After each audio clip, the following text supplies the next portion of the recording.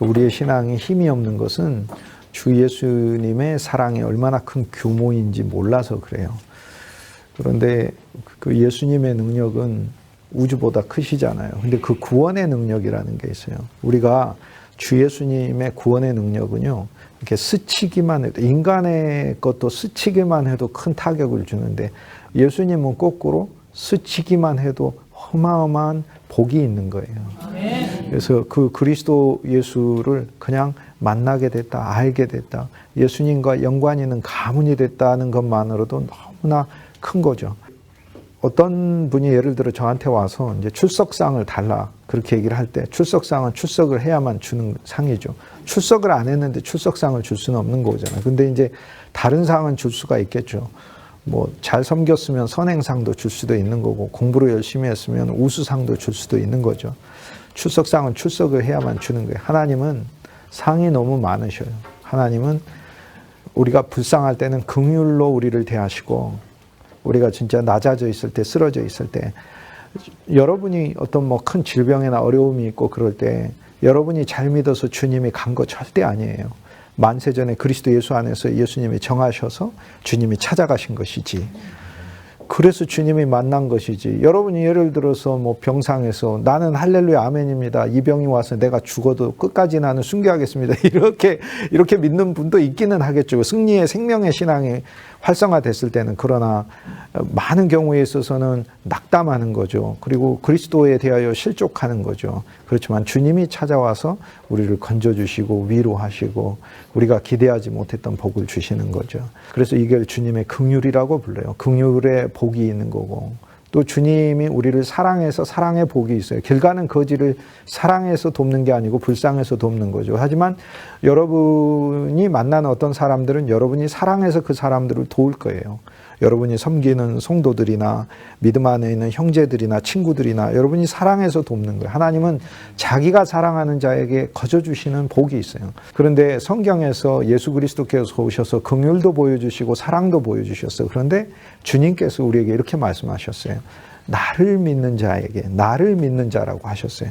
나를 믿는 자라고 말씀하시면서 그리스도 예수 안으로 들어가는 믿음의 원칙에 대해서 이야기하시고, 나를 믿는 자들이 받을 복과 그 생명의 풍성한 누림에 대하여 말씀하시고, 이것은 무엇을 이야기하냐면 우리가 믿음을 가지고, 주 예수를 믿는 믿음을 가지고 그분을 대할 때 그분이 우리에게 주시는 복이 또 무한히 넓고 많다라는 것을 알려주는 것이죠. 우리가 늘 그 어디에서나 전도하는 생명이 되기를 원하는데, 우리에게 전도하는 생명이 약한 것은 주 예수님을 만난 인생이 얼마나 행복하고 놀라운 그 우주적인 그 축복을 받은 것인가에 대한 확고한 인식이 우리에게 없기 때문에 그래요. 그래서 모든 것을 풍성히 누리도록 하세요. 죄사함도 온전히 누리도록 하고, 영원한 천국으로 인도하신 것도 온전히 누리도록 하고, 죽어서 가는 천국만이 아니라 지금 내 삶이 주 예수 그리스도께서 이미 승리를 해놓으셨다, 그 승리를 나는 확인해 가면서 사는 삶이다라고 늘 하나님 앞에 믿음으로 가셔야 되는 거고, 또 내가 하는 일은 어떤 일들은 실패도 있겠고 어떤 일들은 성공도 있지 않겠어요? 그런데 성공의 열매만 주님 주시는 게 아니라 실패라 하더라도 열매를 반드시 얻게 해주신다. 실패가 실패로 끝나지 않는다. 그리스도 예수 안에 있는 사람에게는 실패가 없어요. 정죄함도 없지만 말씀을 계속 가다 보면 실패도 없어요. 모든 것이 감사함으로 받으면 버릴 것이 없는 축복으로 우리한테 오게 돼 있거든요. 이게 그리스도 예수를 만나서 한 사람이 얻게 되는 복은 너무 놀라운 것 같아요. 조그만 어린아이가 예수님을 알게 되면 인생을 예수님이 책임져 주시고, 한 집안의 가장이나 어머니가 그리스도를 알게 되면 그의 자녀들을 주님께서는 믿는 자하고의 약속 때문에, 맹세 때문에, 언약 때문에, 그리고 그분이 정하신 예정 때문에, 그리고 그분의 우리를 향하신 목적과 뜻 때문에 그분께서 반드시 그 가문과 후손들을 돌보시고 찾으시는 것이죠.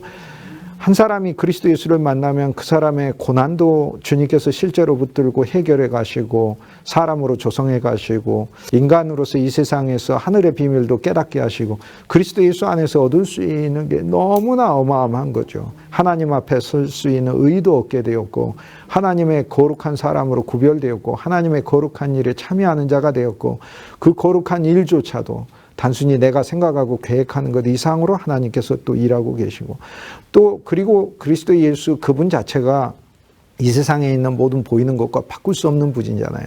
그 영원한 생명을 내 안에 주셨고 영원한 생명으로 계시고 그리스도 예수라는 그분 자체가 사람 안에 들어와 있으니 얼마나 놀라운 선물을 우리가 받은 거예요. 그러니까 우리라는 존재가 주 예수님을 믿는다는 것은 이렇게 실제적인 것이지 우리가 종교 생활을 하는 게 우리 신앙의 그 전부가 절대 아닌 것입니다. 사무엘상은 우리의 종교 생활을 끝내고 있는 말씀들이다라는 것을 저희들이 볼 필요가 있는 것이죠. 주 예수님은 우리 안에 살아있는 실제인 거예요. 어떤 사람이 그리스도 예수에 대해서 듣기만 해도 사실 그 사람의 인생은 하늘에서 붙는 말할 수 없는 복이 있는 거예요. 우리가 이 눈을 가질 필요가 있어요. 누구든지 주 예수의 이름을 믿는 자는 구원을 얻을 뿐만 아니라 주의 이름을 부르는 자들에게 주께서 부요하시도다 말씀하셨기 때문에 그 부요함은 우주적인 부요함이에요. 정말로 주님께서는 많은 부요함을 주고 계시는 거죠. 물론 이기적으로 그리스도를 믿고 잘못 그리스도를 아는 사람들도 있지만 어찌되었든 전파되는 이는 그리스도니 우리는 기뻐하고 기뻐하면서 그리스도 예수를 어떤 인간이라도 조금만이라도 다만 조금만이라도 알기라도 했다면 그 옷가를 믿음으로만이라도 만지기라도 했다면 그에게서 어마어마한 우주적인 능력이 나가 그 인생에 새로움을 허락하시면서 또 생명도 주시면서 또 인생의 목적을 성취시키는 주님의 뜻에 합한 사람으로 변화시키시는 것이죠. 이 놀라운 것이 그리스도 안에 들어있다는 것은 너무 감사한 것 같아요. 성경에 보면 우리가 생각하는 모든 것들을 전부 다 선물로 그리스도 예수 안에서 주시고자 하시기 위해서 우리에게 계시된 말씀으로 서 있잖아요. 아브라함의 복을 보며 부러워할 필요가 없고 주 예수를 믿는 자에게 아브라함 복 주신다고 했으니 얼마나 감사해요. 직업이 없는 사람들은 창세기 15장 6절에 아브라함이 여호와를 믿으니라고 하는 그 말씀과 관련된 그 장면에 여호와 하나님의 얘기하신 약속을 늘 붙들 필요가 있는 것 같아요. 하늘의 별을 보라라고 말씀하셨으니 별이 얼마나 많아요. 무한대로 많잖아요. 그러나 그 별이 전부 다 자기 자리가 있잖아요. 주님께서는 그만큼 숫자가 많아진다는 미래와 영원에서의 놀라운 그분께서 펼치시는 풍성과 축복만 약속하신 게 아니라 정말 더 작게 보면, 더 크게 보면이 아니라 진짜 크게 보면 그 별의 무한대 개수만큼 그리스도 예수 안에서 무한한 복을 누린다는 것을 약속도 하지만 진짜 더 작게 보면 그 별마다 다 자기 자리가 있더라고요. 자기 자리가 있는데 얼마나 감사해요. 그런데 왜 그리스도 예수 안에 있는 나와 여러분이 우리의 자리가 없겠어요? 예수님께서 우리가 일할 자리를 두시고 우리가 생활할 자리를 두시고 우리가 사역할 자리를 두시고 반드시 인도하시는 것이지. 우리의 자녀들이나 또 우리들이나 우리 힘으로도 무언가 할 수 있어요. 무언가 할 수 있어요.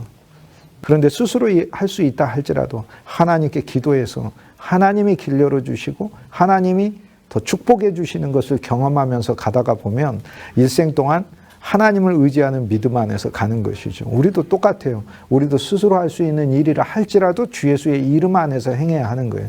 그래서 바울이 말에나 일에나 주 예수의 이름으로 하라. 모든 일에 주 예수의 이름으로 하라. 할 수 있는 일이라 하더라도 밥 먹는 거 힘 있는 분은 누가 못해? 다 하지. 그러나 밥 먹는 일이라 하더라도 그래.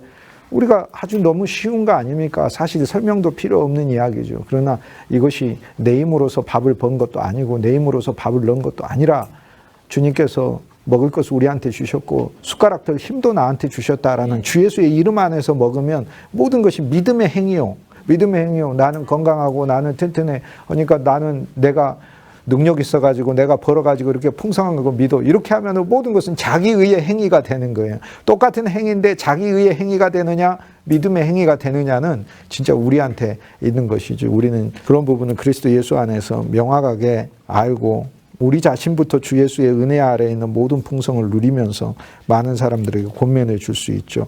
무슨 일에나 주 예수의 이름으로 하고 믿음 안에서 하는 것이 우리들에게 필요한 것이죠. 이게 주께서 우리에게 바라시는 바입니다. 사무엘상 20장 말씀 더 보충할 말씀들을 보도록 하겠습니다. 지난주에 했던 영상들, 지난 시간에 했던 영상들 반드시 반복해서 읽으시도록. 성경에서 제일 깊이 있는 장 중에 하나였잖아요. 사무엘상 20장은. 살다가 듣는 말씀이었으니까. 그 비밀이 그리스도 예수의 생명 안에서 우리에게 왔을 때 우리는 그 말씀들이 이제 이해가 되잖아요. 왜 요나단이 다윗과 만났는지. 우리 안에 있는 사랑의 그리스도는 주님께서 다윗의 그리스도라고 하는 사명의 그리스도. 다윗의 그리스도는 한 사람의 성공이 아니에요. 한 사람 성공 아니라니까요. 다윗의 한 사람의 성공을 위해서 하나님 다윗을 선택하십니까? 그처럼 낭비가 어디 있습니까? 사실요, 주님이 온 우주에서 나 한 사람 구하시기 위해서 십자가에서 죽으시고 나 한 사람이 마지막이라면 예수님의 십자가와 사랑도 사실 낭비인 거죠. 주님께서 나와 여러분을 통해서 수많은 일들을 행하시고 그 일들을 통하여 주께서 영광 받으실 때 낭비가 아닌 것이죠. 그게 다윗의 그리스도 아닙니까?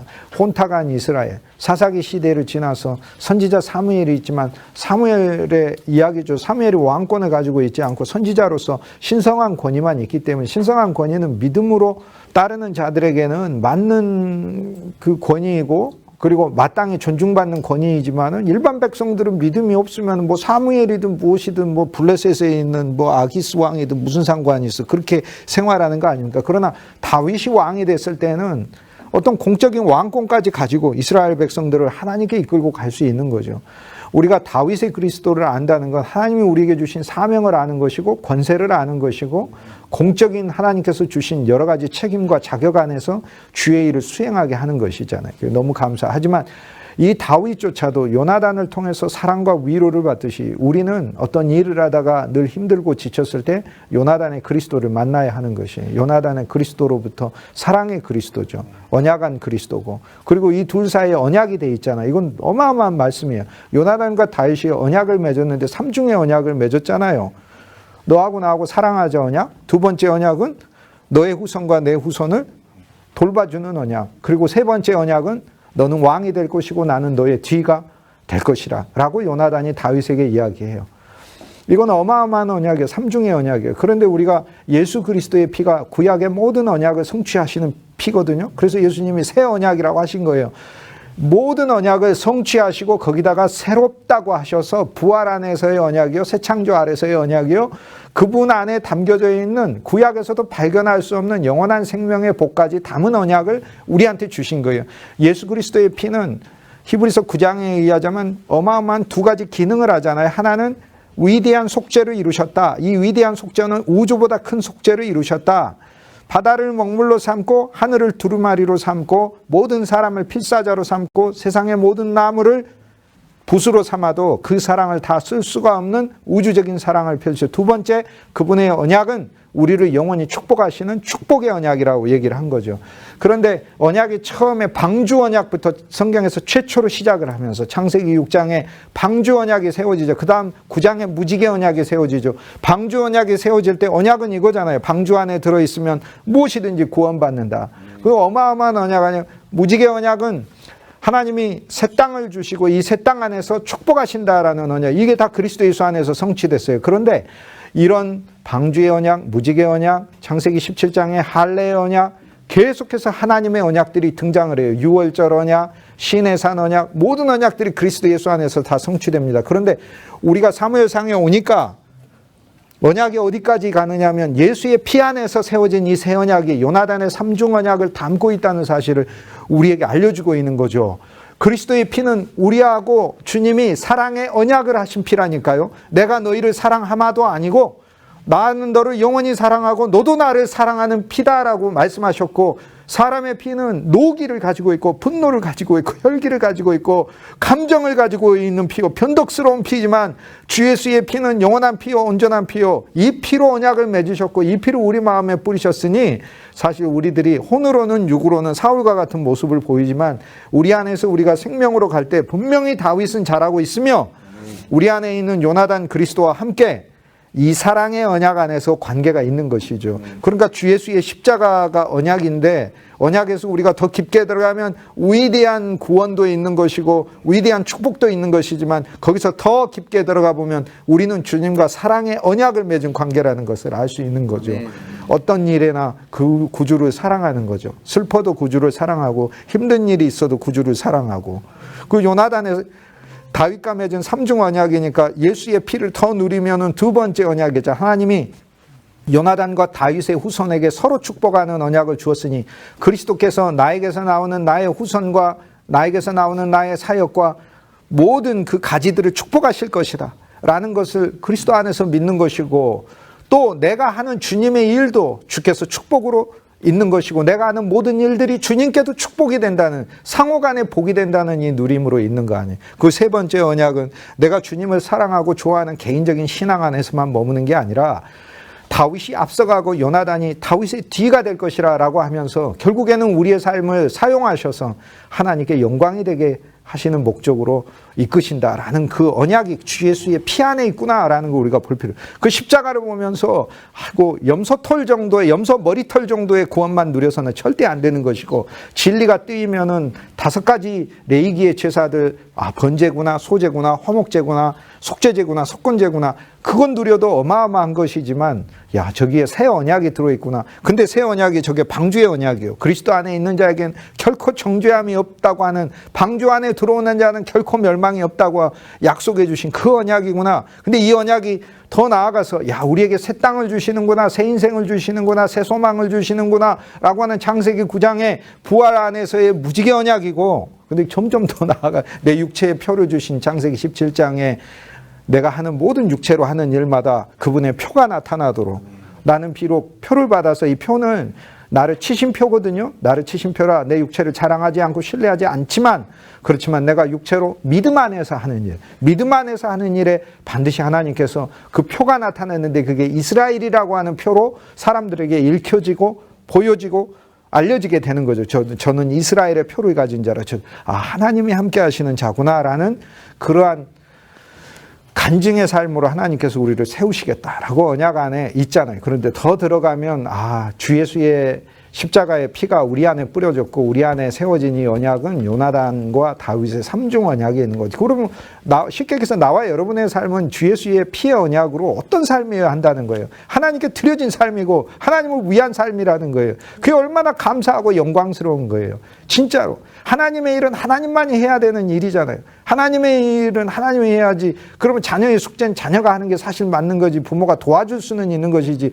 부모가 자녀가 숙제해올 때마다 계속 자녀는 옆에서 게임하고 놀고 있고 자녀가 숙제하고 그러면 그것은 사실상 자녀에게 무슨 유익이 있겠어. 하나님의 일은 하나님이 해야 한다고요. 하나님의 일은 하나님이 해야 되는데, 근데 왜 하나님이 자기가 할 일을 안 하시고 나한테 자꾸 하나님의 일을 하라고 말씀하시는 거예요. 그것은 나를 통해서 하나님이 하나님의 일을 하시겠다는 것을 말씀하고 있는 거죠. 나를 통해서. 이게 사무엘상 20장에 보면은 이 화살을 3번 쏘고 나서 요나단이 종을 데리고 가가지고 그 종에게 뭐라고 얘기하냐 하면, 너는 빨리 화살을 주우라고 이야기를 해요. 빨리 화살을 쏜 곳으로 가서 주우라고 이야기를 해요. 근데 그 빨리라는 말 속에 너는 서둘러라라고 얘기를 하거든요. 서두르고 빨리 가라 라는 이 말이 있어요. 그런데 이 단어는 사실 복수형으로 돼 있어요. 원어에 보면. 빠름 안에 빠름이에요. 서두름 안에 서두름이에요. 그런데 이것은 이제 복수로 하니까 더블이잖아요. 더블이니까 우리가 예를 들어 빨리 해라 해서 빨리를 하나 더 하면 빨리 해라가 돼서 강조가 되고 더 빨리 하라는 말이 되잖아요. 빨리 해보단 빨리 해 이렇게 됐을 때 강조. 그런데 이게 히브리어에서 원문에서 복수형으로 해서 강조하는 의미가 있지만은 신약에서는 어떻게 읽어냈는 줄 아세요? 빨리가 2개가 있다는 거예요. 우리 안에 빨리 하시는 분이 있고 그 빠름으로 우리가 빨리 한다는 거예요. 이것이 바로 성경 이야기는 그의 열심으로 내가 열심을 낸다는 거고, 내 안에서 역사하시는 이의 역사를 따라 역사한다는 거고, 에스겔이 본 환상이 뭐예요? 거대한 바퀴가 굴러가네. 근데 그 바퀴 안에 뭐가 있어? 돌리는 바퀴가 있다는 거예요. 그 축이 바깥 바퀴를 돌리더라라고 하는 거예요. 나 혼자서 구르려고 하니까 힘들잖아요. 그러나 내 안에서 나를 굴리시는 분이 있다는 거예요. 나를 돌리시는 분이 있다는 거예요. 이게 바로 복수형의 의미예요. 이게 그리스도 예수 안에서 읽는 거예요. 그런데 이걸 율법 안에 읽으면 내가 빠르고 또 빠르고 또 빠르고 해야 된다는 것으로 읽게 되는 거예요. 그런데 복수형의 이 빠름이라든지 복수형의 무엇이든지 이것은 먼저는 그분이 우리 안에서 빠름이 되시고, 우리 안에서 그분이 서두름이 되시고, 우리 안에서 그분이 열심히 되시고, 그래서 나도 내 안에서 수고하시는 이의 수고를 따라, 내 안에서 역사하시는 이의 역사를 따라라고 하는 거예요. 이건 무엇을 이야기해요? 분명히 그리스도는 우리 안에서 역사하고 계신다는 믿음을 전제로 한 고백이잖아요. 우리 안에서 역사하고 계신다, 나를 활용하고 계신다.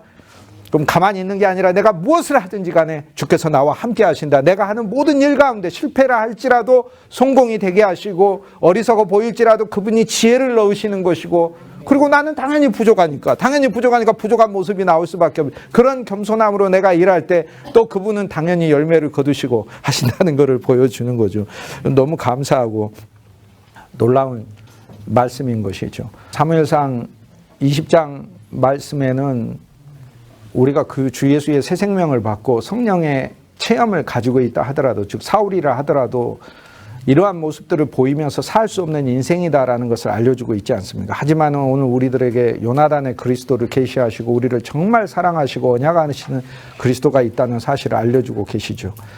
우리 한 면에서 사울의 모습이 있지만 골리앗 앞에서 아무 말도 못하는 사울이 여기에서는 어찌 그리 성질을 낼 수 있는 것은 다 내는 사람이 되는 건지, 주 예수를 증거하고 전도하고 주 예수를 알리는 일에는 고난이 오면은 다 죽을 것처럼 그렇게 했다가 조금만이라도 자기 성격이 안 맞고 그러면은 드러낼 수 있는 온갖 감정과 오기를 다 부리는 게 그게 인간의 모습 아니겠어요? 그게 우리 사울에게서 보여지는 거예요. 그러나 이것은 하나의 과정인 거예요. 과정이구나. 그리스도의 성화를 위해서 가는 과정이구나. 그런데 그 성화의 분명한 그 모습은 요나단의 그리스도를 만나는 것이고 다윗의 그리스도를 발견하는 것이죠. 그것이 바로 성화 안에 들어있는 명백한 목표인 것이죠. 저는 그리스도의 피를 보면서 요나단과 다윗의 삼중 맹세까지 누리니까 너무 감사한 것 같아요. 나와 여러분이 하는 일에 하나님의 삼중의 맹세와 언약이 배어 있잖아요. 얼마나 감사해요. 그냥 하나님이 돕는다 차원이 아니고 언약이라니까요. 언약은 법적이라니까요. 안 도우시면은 그분한테 큰 해가 가는 게 언약이라고요. 그분이 그냥 내가 너를 도와줄게라고 말씀하셨다면 그냥 어떨 때는 돕고 어떨 때는 안 도울 수 있었겠죠. 그런데 이거를 믿음이라고만 이야기를 하셨다면 또 우리에게도 불행한 거예요. 왜냐하면 우리가 언제나 믿음이 있는 사람이지 않으니까. 어떨 때는 믿음이 있지만 어떨 때는 믿음이 없거든. 그런데 그 때문에 주님이 우리에게 언약하신 거예요. 네가 믿음이 있건 없건 내가 네 삶을 반드시, 네가 믿음 없으면 내가 믿음을 채워서라도 네 삶을 반드시 내게 유익이 되고 열매가 있는 삶으로, 내 경륜을 이루는 삶으로 내가 너를 쓰겠다, 세우겠다라고 법적으로 약속하신 게 언약이거든요. 맹세는 그분의 인격에 걸고 하신 말씀이기 때문에 맹세는 그분의 인격이에요. 하나님은 거짓말하지 않으시잖아요. 우리는 자꾸 거짓말 쳐도 우리는 지킨다고, 난 지킨다고 해가지고 못 지킨 게 한 100만 개는 되는 것 같아. 그런데 하나님은 거짓말 하지 않으시는 분이죠. 그래서 하나님은 맹세만 해도 충분해요. 아브라함아 내가 너를 돕겠다라고 맹세만 해도 충분한데 근데 맹세만으로 하신 게 아니라 주 예수의 피를 그 언약의 피로 삼아가지고 법적으로 돕겠다 하셨으니 이 얼마나 감사한 일이에요. 나와 여러분이 주의 일에 부르심받은 그 부르심받은 그 일의 모든 과정 속에 요나단의 삼중 언약이 주 예수의 피를 통하여 와 있다는 사실을 누리면 너무 감사한 거예요.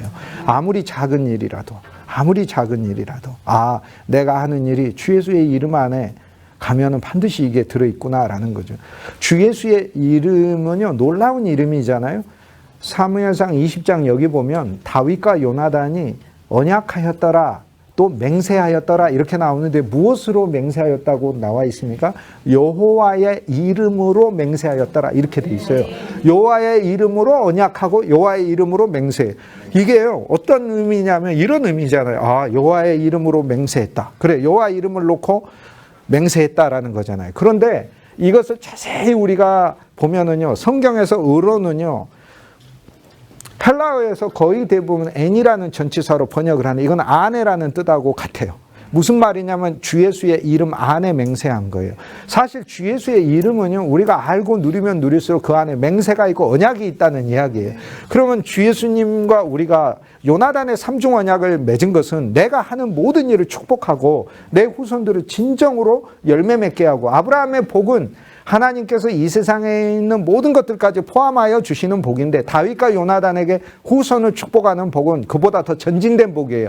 이것은 단순히 후손들이 이 땅에서 좋은 것들로, 땅에 기름진 것들로 잘 된다는 그런 복을 뛰어넘어 요나단의 후손이고 다윗의 후손이고 하나님의 경륜을 위하여 사용되는 그 복을 말하는 것이거든요. 그 복까지 주 예수의 이름 안에서, 우리가 주 예수의 이름을 누릴 때 이름 속에 언약이 들어있다는 것이고, 이름 속에 들어있는 이 언약이 작동한다는 말이거든요. 그래서 여호와의 이름으로, 구약에서는 여호와의 이름으로 서로 맹세하고 언약하였다가, 오늘 우리들에게는 그 우리 안에 와 있는 여호와, 주라는 말이 여호와니까 주 예수라는 이름 안에, 우리가 주 예수의 이름을 누릴 때 이 이름 안에 그분과 우리가 맺은 요나단과 다윗의 삼중 언약이 작동한다는 것이죠. 그래서 주 예수의 이름은 기쁨도 되고 능력이 되고 세상의 소망이고, 그렇지만은 주 예수의 이름을 우리가 누리면 그 안에 주 예수의, 구약의 여호와의 이름으로 언약하고 맹세했으니까 주 예수의 이름으로 우리에게 하나님의 언약이 당연히 우리에게 오게 되겠죠. 당연히 우리에게. 요나단은 20장에 보면 사랑만 하는 요나단이 아니라 사울에 대하여 화도 냅니다. 화도 내고 다윗에 대하여 눈물도 흘립니다. 이건 진짜 우리 안에 살아계신 예수 그리스도는 인격이세요. 나와 여러분 안에 있는 예수님은요, 동상이 아니에요. 석상이 아닙니다. 금신상도 아닙니다.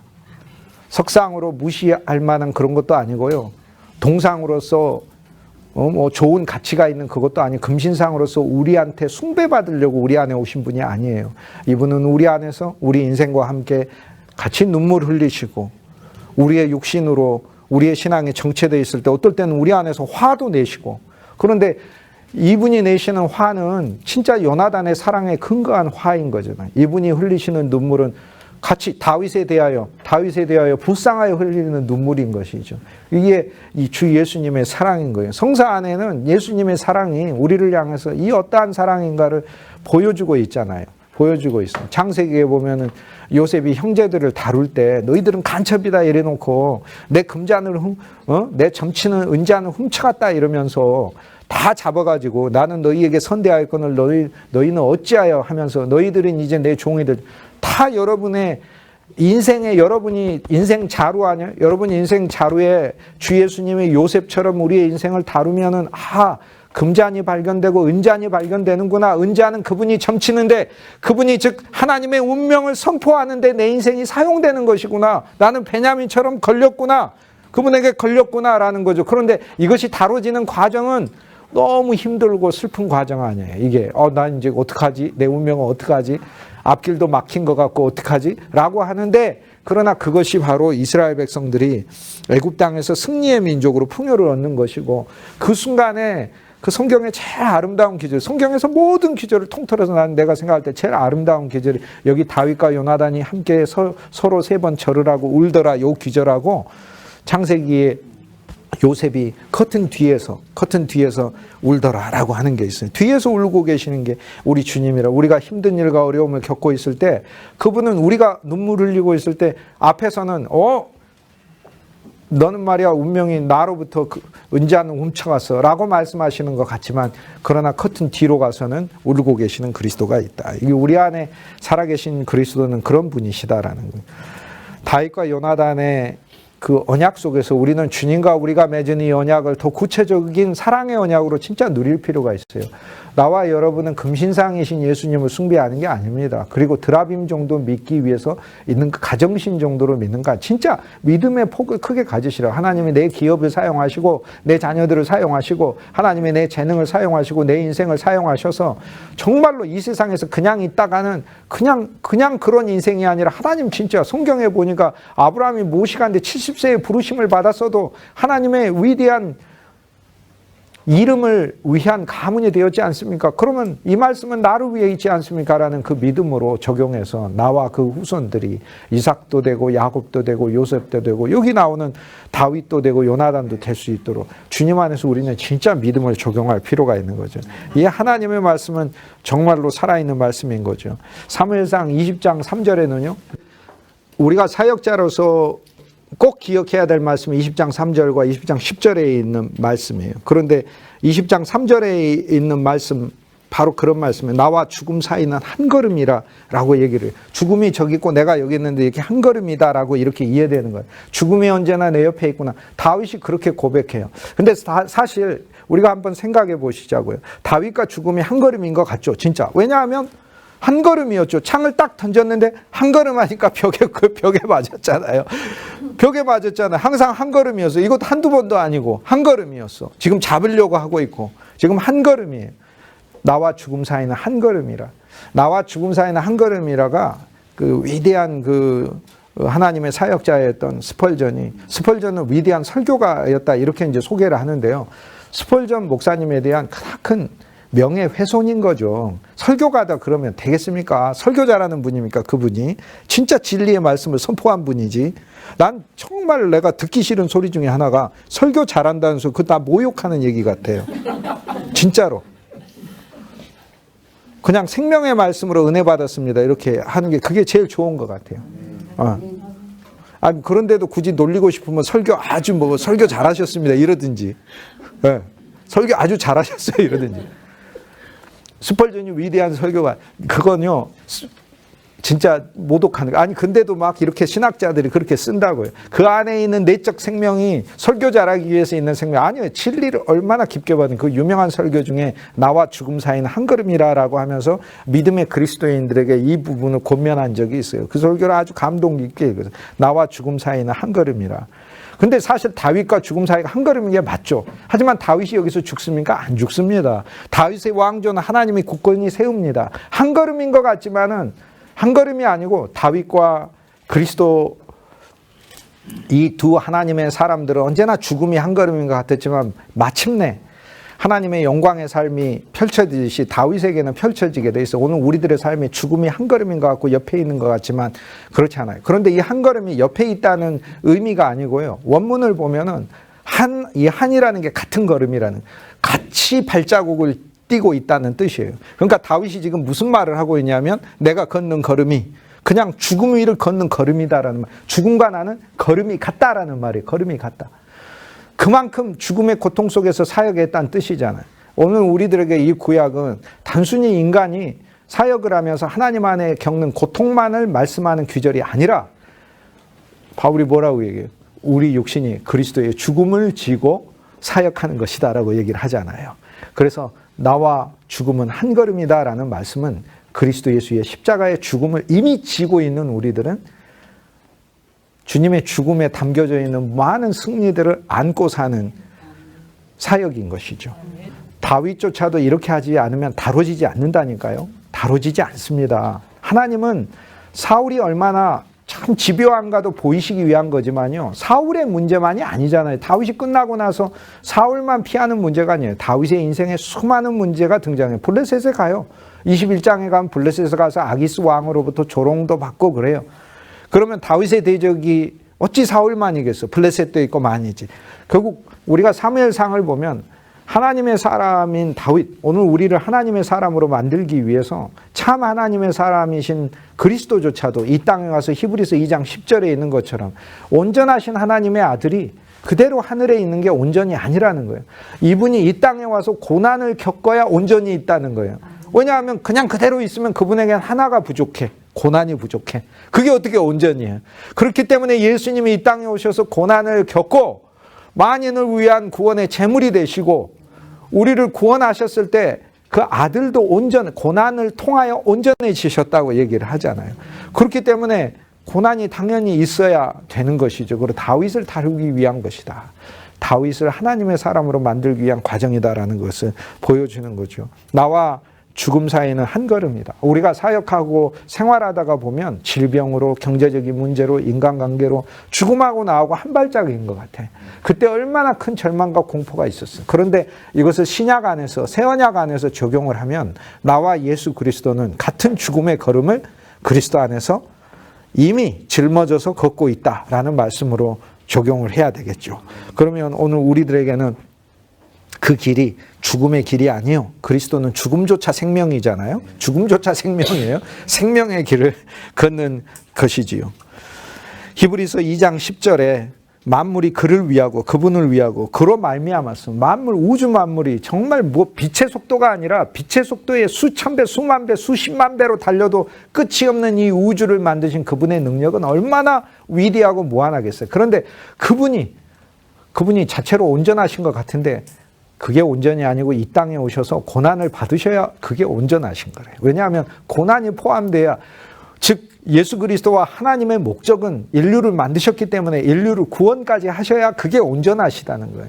그러므로 오늘 우리들의 삶과 사역에 있어서도 당연히 고난이 있는 것이니까 히브리서 4장 14절에 우리에게 큰 대제사장이 계시니 승천하시니 곧 하나님의 아들 예수시라. 우리가 믿는 도리를 굳게 잡을지어다. 우리에게 있는 대제사장은 우리의 연약함을 동정하실 수 없는 분이 아니라 모든 일에 우리와 똑같이 시험을 받으신 분이시라.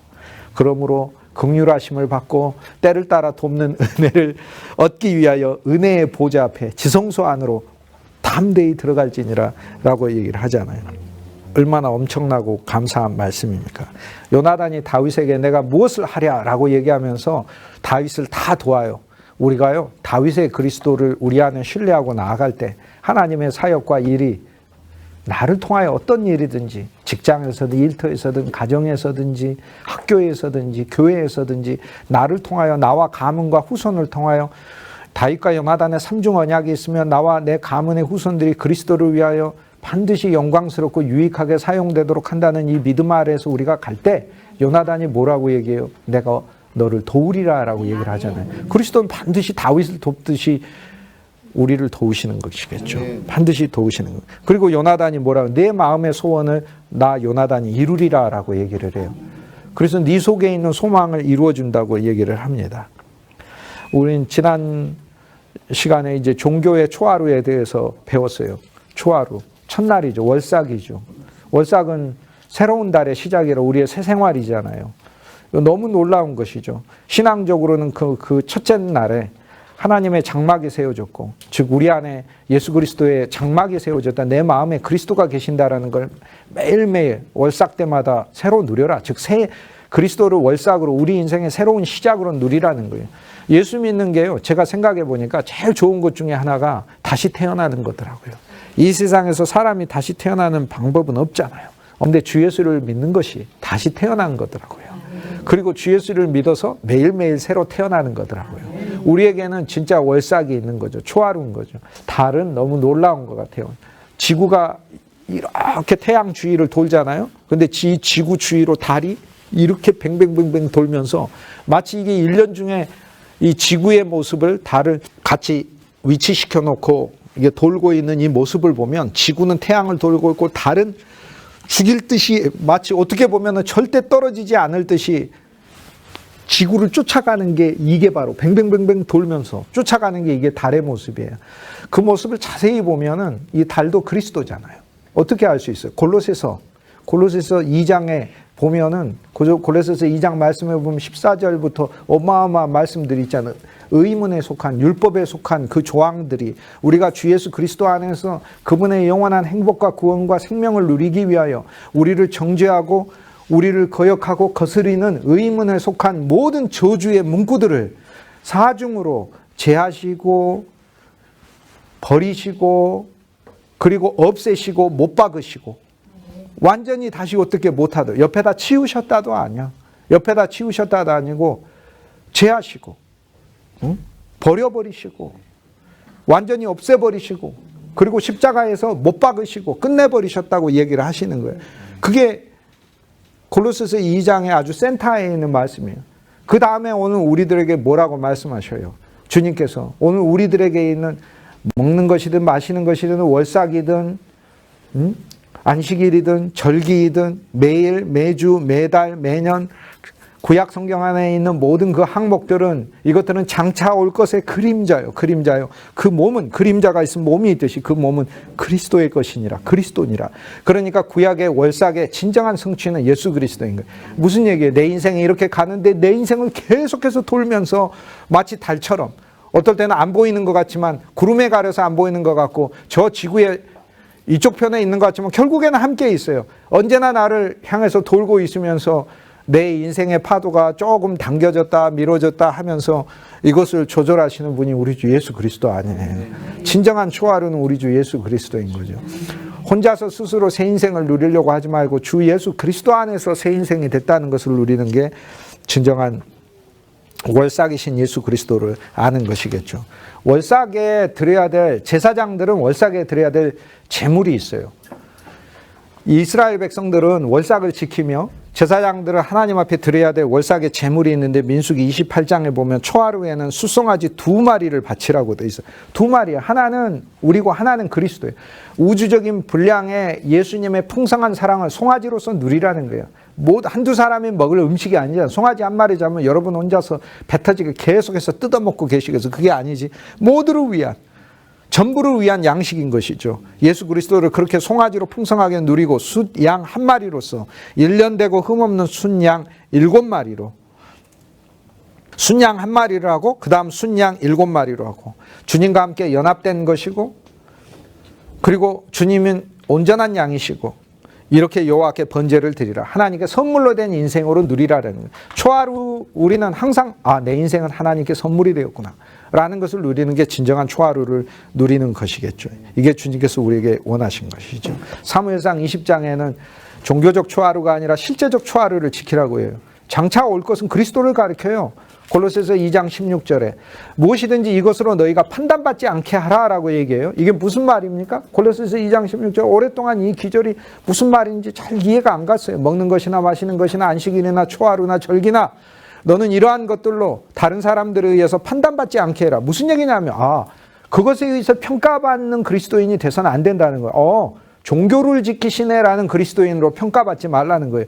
진짜 월삭을 지키시네. 예수 그리스도를 진짜 새 삶으로, 예수 그리스도를 진짜 안식일로 지키네라는 거예요. 그러니까 우리가 예를 들어 주일날 다 갑니다. 이거 대부분 다 주일날 예배드리러 다 갔을 거 아닙니까? 그런데 주일날 다 예배드리러 갔는데 그러면 세상 사람들이 우리를 이렇게 보았을 때 주일날 예배드리러 가는 사람 이라고만 우리를 판단한다면 우리는 여전히 세상 사람들이 보이는 종교적인 판단 아래에 있는 사람인 거예요. 그런데 예수님이 진짜 안식일이니까 월요일날 곤고한 일이 있어도, 화요일날 괴로운 일이 있어도, 수요일날 슬픈 일이 있어도, 목요일날 힘든 일이 있어도, 금요일날 정말로 마음이 무너지는 일이 있어, 어떤 일이 있어도 그리스도를 안식일로 진짜 누리고 있는 모습을 보여주면 세상 사람들이 우리를 종교의 안식일을 지키는 사람으로 판단하는 것이 아니라 실제의 안식일을 지키는 사람으로 판단을 하는 거죠. 그래서 그 말씀이 너희가 세상 사람들에 의해서 이러한 항목들로 판단받는 사람이 되게 하지 말라는, 우리가 먹고 마시는 것이 진짜 그리스도 예수를 먹고 마시는 게 내 생명의 양식이라는 그 믿음 아래서 살으라는 거예요.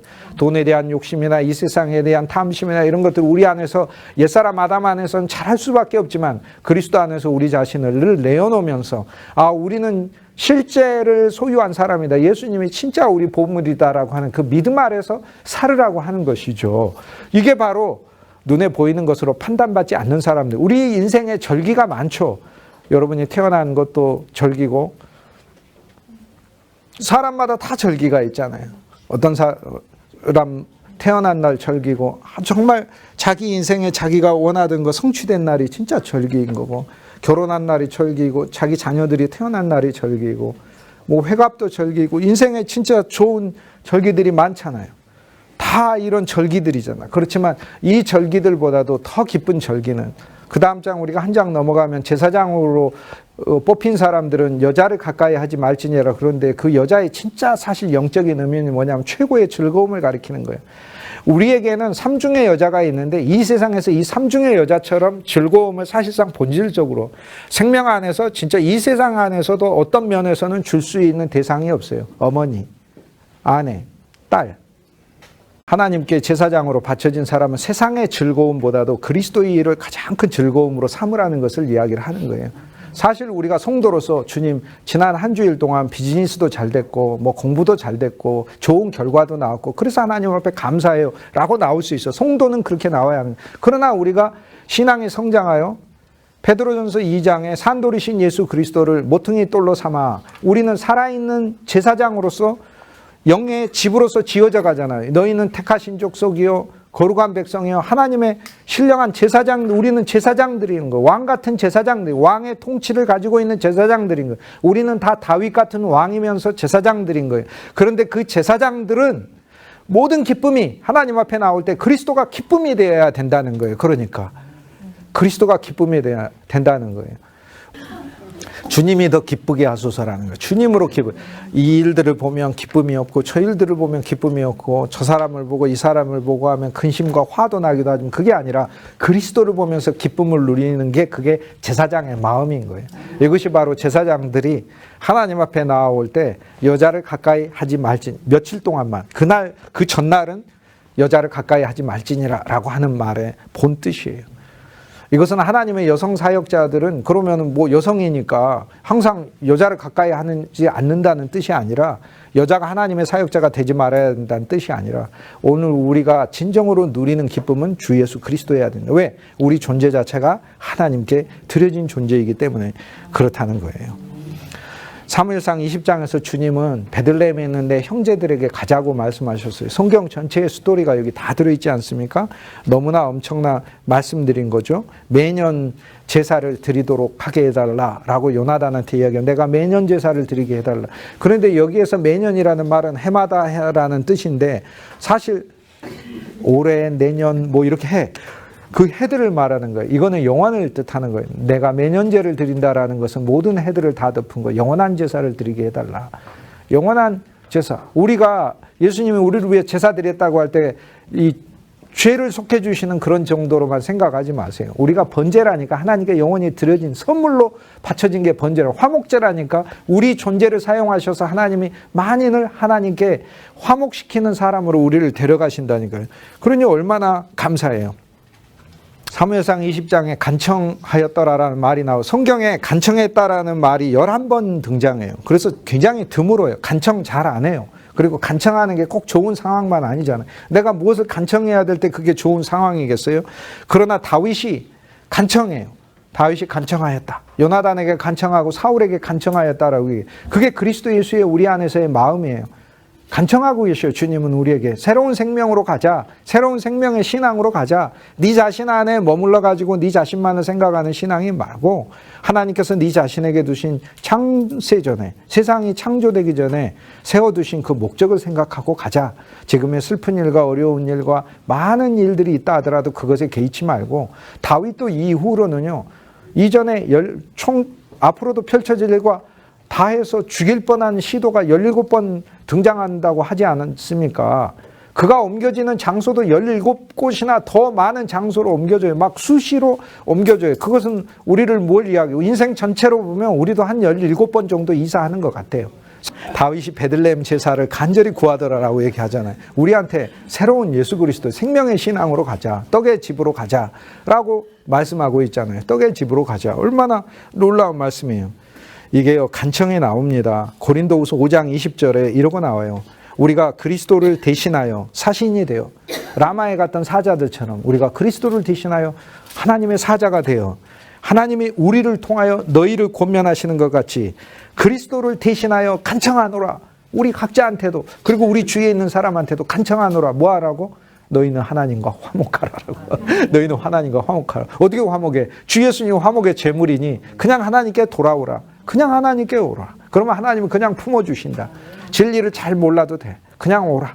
그럼 하나님 품어주신다. 예수님과 하고는 살짝 스치기만 해도 돼. 조금 더 기울이면 이 세상에서는 살짝 스치는 게 감사한 게 좋을 수도 있어. 많은 일들 가운데. 그렇죠. 교통사고도 살짝만 스치는 게 좋은 일일 수도 있어. 그러나 그리스도는 살짝 스치는 것만으로도 좋은 건데 그 상태에서 몸을 언제나 그냥 살짝만 예수님하고 스쳐가는 인생이 돼서는 안 되고 기왕에 그분이 거침돌이 되셔가지고 우리 인생을 확 걸어버려야 되고 그분이 우리의 걸림돌이 되셔야 되고 그분한테 우리가 걸려서 넘어져 버려야 된다 이 말이에요. 예수님하고 홀짝 뛰어넘어가는 인생이 돼서는 안 되고 걸려서 넘어져 버려야 된다. 얼마나 감사한지. 그리스도가 우리의 걸림돌.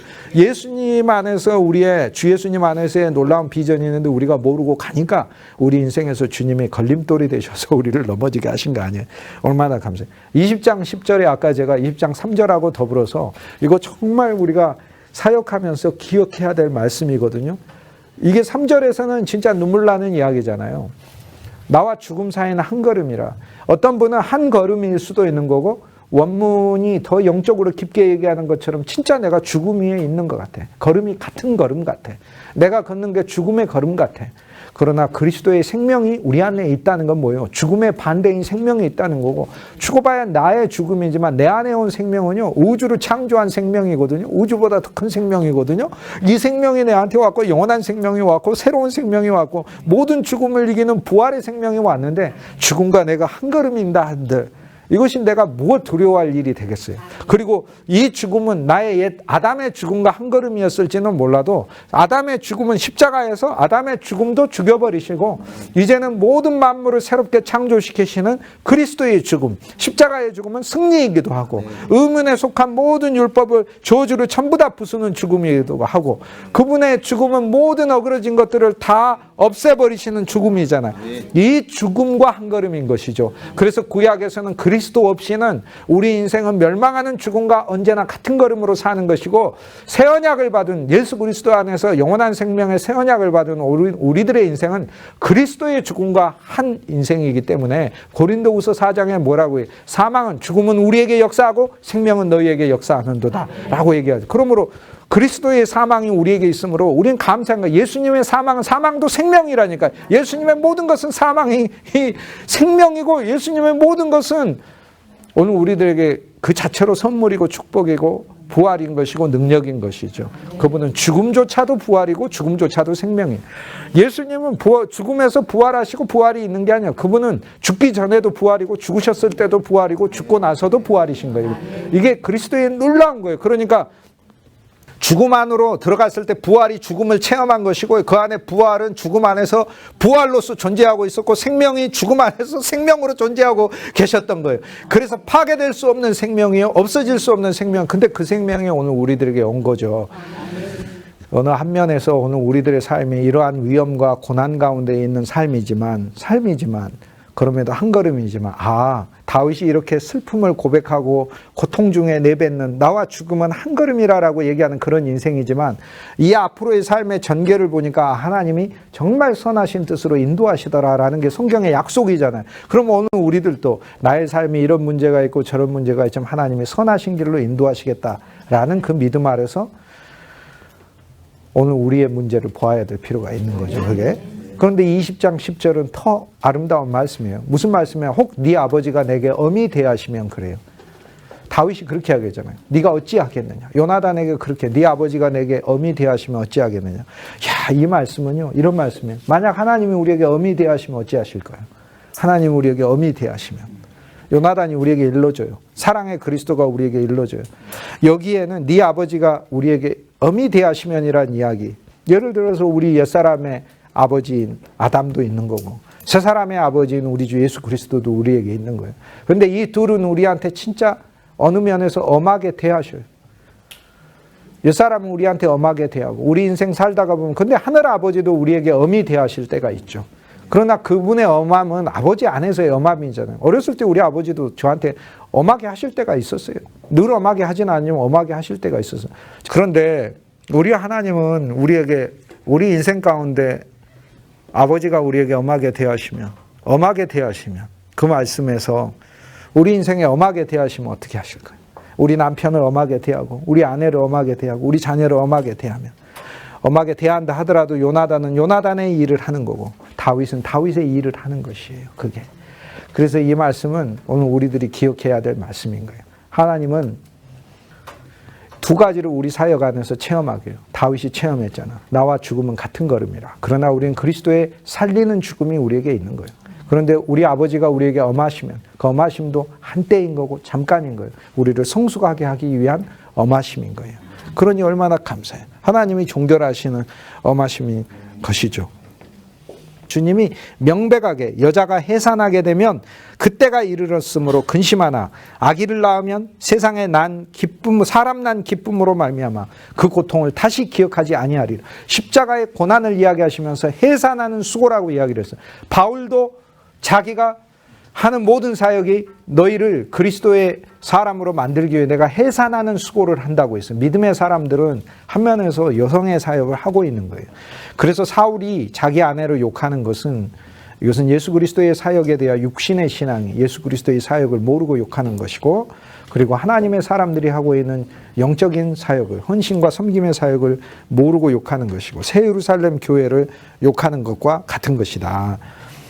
율법의 신앙으로, 종교의 신앙으로 살면 교회를 무식하고 벌거벗은 공동체로 인식하는 것이죠. 신자를 또 그렇게 보게 돼 있는 것이죠. 그리고 요나단을 죽이려까지 합니다. 즉 종교의 신앙은 참된 신자들을 오히려 핍박하는 일까지 한다라는 것을 보여주고 있습니다. 사실 사울이 분명히 이렇게 이야기해요. 그는 정령 죽어야 될 자니라 라고 얘기를 하죠. 죽어야 될 자니라. 근데 사실 이 이야기 속에는 우리 주 예수 그리스도가 우리를 위해서 정령 죽어야 될 자로 오셨음을 알려주는 말씀이기도 해요. 그것이 예고되어 있어요. 가야바도 그렇게 얘기했어요. 요한복음 11장에 보면 가야바도 뭐라고 얘기했어요. 한 사람이 백성을 위하여 죽어서 온 민족이 망하지 않게 되는 것이 너희에게 유익한 줄을 생각하지 아니하는도다. 그러니까 가야바는 인식이 예수님에 대해서 극히 잘못되고 예수님을 정치적인 사람으로만 이해했잖아요. 그래서 얘기를 했잖아. 이 예수 운동을 우리가 제어하지 않으면 우리 민족은 반란의 민족이 된다. 그러니까 한 사람이 죽어서 많은 민족을 구원하는 게 낫다라고 했는데 그 진술 자체는 우주적으로 맞는 것이다라고 하나님이 말씀하셔요. 그래서 요한복음에서 뭐라고 이야기를 해요. 11장 51절에 이 말은 스스로 함이 아니요 그 해의 대제사장이므로 자기가 뭔 말을 한 줄도 모르고 하지만 그것이 하나님께서 그의 입을 통해서 그가 형식적으로라도 대제사장이기 때문에 예수 그리스도의 사역에 대하여 예언한 것이다라고 얘기하잖아요. 그 해의 대제사장이므로 가야바가 예수께서 그 민족을 위하시고 또 그 민족만 위할 뿐 아니라 흩어진 하나님의 자녀를 모아 하나가 되기 위하여 죽으실 것을 말함이러라 라고 얘기를 하는 거죠. 그리스도는 정말로 죽으셔요. 그는 정령 죽어야 하리라 라는 말씀 속에도 우리 주 예수 그리스도의 십자가의 고난이 들어있어요. 세 개의 화살을 쏘는데 어린아이 종을 데리고 가가지고 주워라 그러잖아요. 종은 그 하는 일을 알지 못하더라 그래요. 그런데 여기에서 우리가 하나씩 봐야 될 게 있는데 세 개의 화살을 쏴서 가까이 떨어지거나 멀리 떨어지거나 그래요. 가까이 떨어지면 화해하는 거고 멀리 떨어지면 새 길을 가는 거예요. 사실 하나님께서는 오늘 우리들의 인생에 화살을 그렇게 쏴요. 어떨 땐 가까이 떨어지고 어떨 땐 멀리 떨어져요. 그래서 우리가 갈삼이파라고 골삼일를 외울 때 우리가 유대인이든 헬라인이든 가까이 떨어지든 멀리 떨어지든 이렇게 가는 거고요. 하나님이 유대인에게 보내시면 유대인에게 가고 하나님은 우리를 이방인에게 복음을 전혀 모르는 자에게 보내시면 복음을 모르는 자, 우리를 종교인에게 보내시면 예수의 생명을 알게 하고 우리에게 하나님께서 전혀 복음을 모르는 사람 붙이면 그리 가는 것이고 우리에게 남자를 보내시든지 여자를 가까이 가든 멀리 가든 하나님이 보내시는 거죠. 이 화살은 어디로 떨어질지 몰라요. 그러나 하나님의 이 삼중의 화살, 예수 그리스도의 부활 안에 있는 새로운 화살, 세 번째 날의 화살, 믿음과 소망의 사랑의 화살, 이 화살은 반드시 하나님은 우리 인생에 쏴요. 그런데 작은 자가 가서 수고해 오라는 거예요. 오늘 우리들은 작은 자로서 이 화살들을 수고해 오는 인생이에요. 하나님의 말씀을 수고해서 다시 이 화살을 쏘는 자들이에요. 다시 이 화살을 쏘도록 하는 거예요. 사실 이 작은 자도 예수 그리스도의 사역이에요. 주님께서는 오늘 우리 안에 오셔서 오늘 우리가 쏘는 이 말씀의 화살들을 성도들을 향해 쏠 때 이 말씀의 화살들을 다시 수고해 와요. 앞에 떨어지거나 뒤에 떨어지거나 그랬을 때 다시 수고해 온단 말이에요. 그래서 다시 우리가 그 말씀들을 생명 안에서 쏠 수 있게 만드는 거예요. 사무엘상 20장에 보면 전부 다 어떻게 세상적으로 말하고 육신적으로 말하면 미치고 환장할 사람들만 다 거기 들어있어요. 사울도 미치고 환장해요. 다윗을 죽이려고 하는데 안 나타나요. 다윗도 미치고 환장해. 어디로 가야 될지를 모르겠어. 베들레헴으로 가야 될지 궁으로 가야 될지 진짜 미치고, 요나단도 미치고 환장하는 거예요. 아버지가 왜 그러는지 모르겠어요. 여기 있는 이 소년도 갈 바를 알지 못해. 이 소년도 도대체 왜 가서 주워오라는 거야. 왜 주워오라는 거야. 여기 보면은요, 총체적으로 모든 사람이 다 자기 길을 모르고 있어. 다 몰라. 여러분이 압니까? 나도 모르고 여러분도 모르고 다 모르지.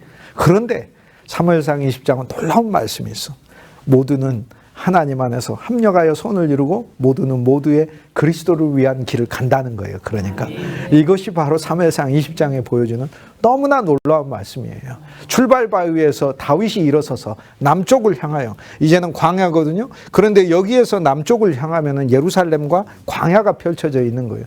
이제 그곳을 향해서 가면 앞으로 다윗의 새로운 고난의 여정이에요, 사실. 그래서 남쪽을 향하여 섬에라고 이렇게 했을 때 창세기 12장에 아브라함이 첫 출발을 하여서 기근이 오자마자 남쪽을 향해 내려갔잖아요. 그것은 한 면에서 고난이지만 고난 속에서 하나님의 은혜를 더 체험하는 거예요. 앞으로 어떤 환경이 펼쳐질지 모르지만 그 환경 속에서 하나님께서 다윗과 함께 하실 것을 보여주죠. 남쪽을 향하여 가는 거죠. 남쪽을 향하여. 그가 일어서서 출발바에서 일어서서 하나님의 새로운 비전을 알려주시는 거죠. 저는 사무엘상 20장 보면서 그렇구나. 모두도 여기 있는 사람 어느 누구도 도대체 무엇이 어떻게 되는가를 모르는구나. 그런데 그것이 하나님의 사역자의 모습이구나. 육신 안에 있는 사울이든 생명 안에 있는 요나단이든 또 하나님의 경륜 안에 있는 다윗이든 그리고 신실한 섬김의 사역 안에 있는 작은 종인 그리스도, 작은 종인 우리들. 하나님의 어느 날 우리에게는 우리가 육신적인 모습의 사울로서 하나님이 우리에게 외적인 것을 풍성하게 해주시고, 하지만 우리가 교만 속에서 살 때가 있었고, 어떨 때는 우리가 요나단의 그리스도를 누리고 있고, 어떨 때는 다윗의 그리스도로서 하나님의 경륜을 위한 목표를 가지고 살 때도, 하나님이 어떨 때는 우리를 작은 자로 삼아서 화살을 수고해 오는 일을 하라. 하나님께서 늘 화살을 쏘시니까 이것을 수고해 오는 일들을 하라 할 때 그 일들을 하는 그리스도인들인 거죠. 그러나 우리는 이 일들이 각자는 자기 일들을 하지만 전체를 모아야 알 수 있는 스토리다, 그 얘기예요. 오늘 우리들은 우리들의 삶만으로 알 수 있는 것이 아니고요. 예수 그리스도가 더해지고 예수 그리스도만이 아니라 오늘 우리들을 통해서 하나님이 펼치실 그 모든 일들을 주님이 우리로 하여금 체험케 하시고 이후에는 알리라 그러잖아요. 지금은 우리가 거울로 보는 것 같이 희미하나 이후에는 얼굴과 얼굴을 대하여 보리라 하잖아요. 어떤 일이든지 화살을 수고해 오는 작은 종의 사역을 하는 게 우리에게 필요하겠지요.